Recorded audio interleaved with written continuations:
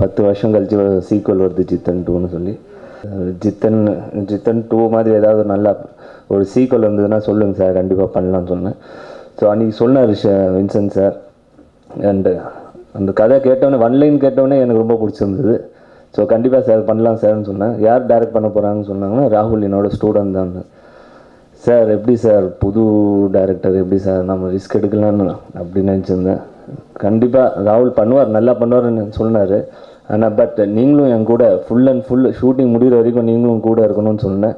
So அந்த என் வார்த்தை ஏட்டு ஃபுல் ஷூட்டிங் முடிகிற வரைக்கும் அவர் ஷூட்டிங் ஸ்பாட்லேயே இருந்தார். ஒன்லி ஸ்டோரி ஸ்க்ரீன் பிளேல எல்லாத்தையும் அவரும் பார்த்துருந்தார். ஸோ ரொம்ப thanks to Vincent Silva sir. இந்த படம் வந்து ஜித்தன் எப்படி எனக்கு பெரிய ஹிட்டு கொடுத்ததோ, இந்த படமும் எனக்கு ரொம்ப பெரிய ஹிட்டு கொடுக்கணும்னு நம்புகிறேன்.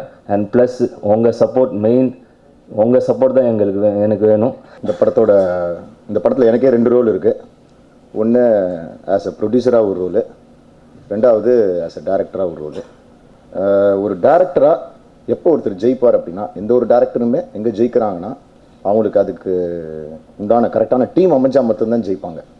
ஸோ அந்த அடிப்படையிலையும் எனக்கு வந்து என்னோடய டீம், எனக்கு என்ன வேணும் அப்படின்னு தெரிஞ்ச ஒரு டீம் அமைஞ்சது.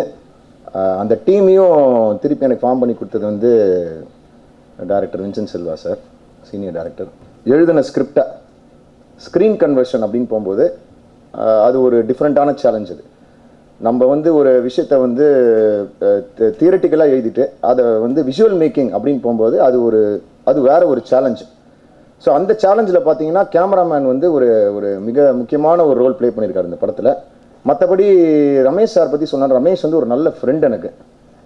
ஃபஸ்ட்டு ஒரு நல்ல ஃப்ரெண்டு, ஒரு கம்ஃபர்டபுளான ஆக்டர்.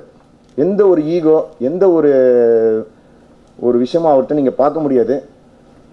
எனக்கு ரொம்ப ஹெல்ப் பண்ணியிருக்காரு இந்த படத்தில். அவர் ஒரு ஃப்ரெண்டாக இருந்து, ஒரு ஆக்டராக இருந்து, ஒரு வெல்விஷராக இருந்து, எந்த ஒரு சூழ்நிலையுமே பார்த்தீங்கன்னா என் கூட சப்போர்ட்டாக இருந்து ரொம்ப ரொம்ப நல்லா நடிச்சிருக்காரு.